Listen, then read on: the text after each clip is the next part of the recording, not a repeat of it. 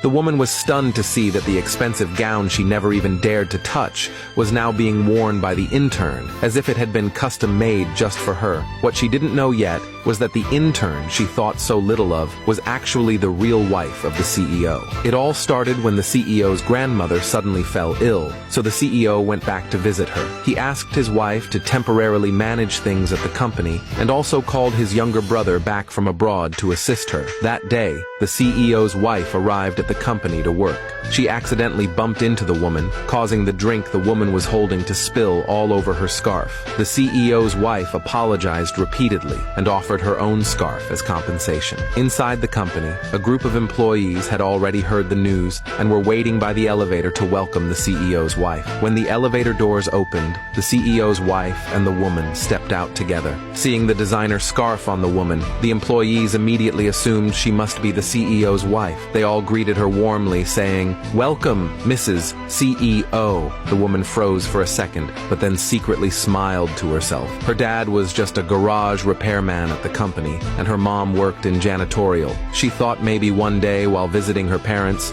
she'd caught the CEO's eye, which is why she was allowed to intern there. So she didn't deny it. She let the misunderstanding continue. Surrounded by admiring employees, she walked into the CEO's office like she owned the place. The CEO's wife watched it all from the side and thought to herself, "The CEO really doesn't know how to hire people. These employees just mistook a fraud for me. Looks like I'll have to help him clean house." At the same time, the CEO's younger brother secretly witnessed the whole scene. He called the CEO and said, "This woman looks cheap. She's totally unworthy of you." But the CEO didn't realize his brother had mistaken the woman for his wife. He sternly warned him not to speak ill of his wife. He also told his brother he wouldn't make it back in time for tomorrow night's product launch and asked his wife to give the speech on his behalf. The younger brother hung up, shaking his head. He thought, if that woman goes on stage, she'll embarrass the entire company. Later, the woman went to the CEO's office only to find it required facial recognition to enter. She had no idea what to do. Just then, the CEO's wife walked over and told the employees the CEO only added his wife's face to the system. That's why she can't open the door. She's not the real Mrs. CEO. Then she stood in front of the door herself. Sure enough, facial recognition succeeded, and the door opened automatically. But before the employees could react, the door was pushed open from the inside. The CEO's younger brother stepped out. The woman quickly said, "So that's why the door opened. It was the CEO's brother opening it from inside." But everyone had clearly seen the facial recognition succeed. The woman started to sweat inwardly. The CEO's brother handed her a speech draft, saying the CEO wanted her to give the speech tomorrow night on behalf of the company. He also told her that the CEO had a gown custom made for her and that she should go pick it up from the designer that afternoon. One of the employees standing nearby said enviously, "That designer's super famous. The dress must be stunning. Can you take us with you to see it?" Eager to show off, the woman readily agreed. The CEO's wife, watching her smug expression,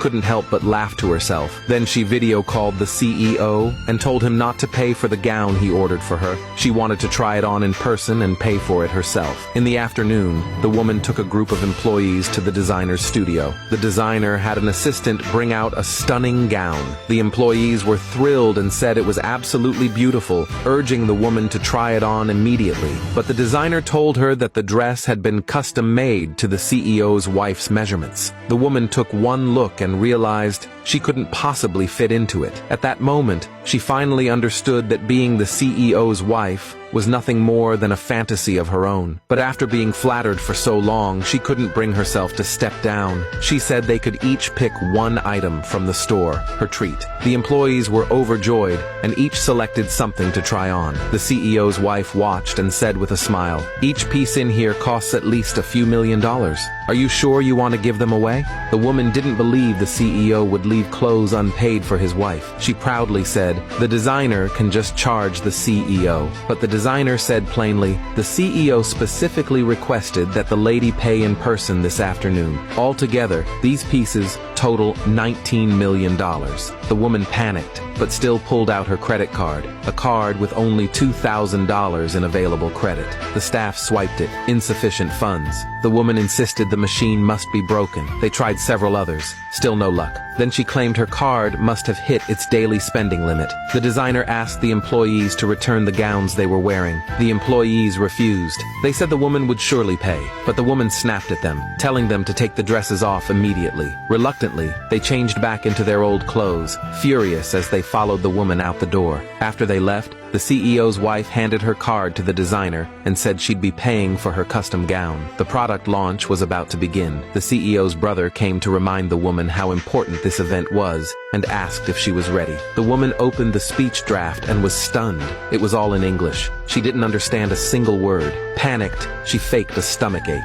At the event, the CEO's brother urged her to get on stage. She coughed twice and said she was feeling unwell, asking him to think of something. Just then, the doors opened, and the CEO's wife stepped onto the stage wearing the custom gown. She introduced the product in fluent English. When she finished, the guests broke into applause, praising it as a perfect product launch. The woman stormed out of the hall thinking, the employees must have figured out by now that I'm not the CEO's wife. They're definitely going to laugh at me. Unwilling to be looked down on, she told the employees that she would take them to the group's exclusive auction next. Her mother had access to the CEO's office to clean. By following her in, she could secretly grab a few invitations. She figured, once the employees saw she had auction invitations, they wouldn't question her identity. At the auction, the CEO's personal secretary quietly called the CEO to report that the crown his wife liked had just appeared. The CEO instructed him, no matter the price, buy it. The secretary placed a bid of $300 million. The employees gasped in awe. This must be a gift from the CEO to his wife. The CEO's brother looked at the woman, feeling sorry for his brother. A woman like that didn't deserve a crown. Then he looked at the real CEO's wife beside him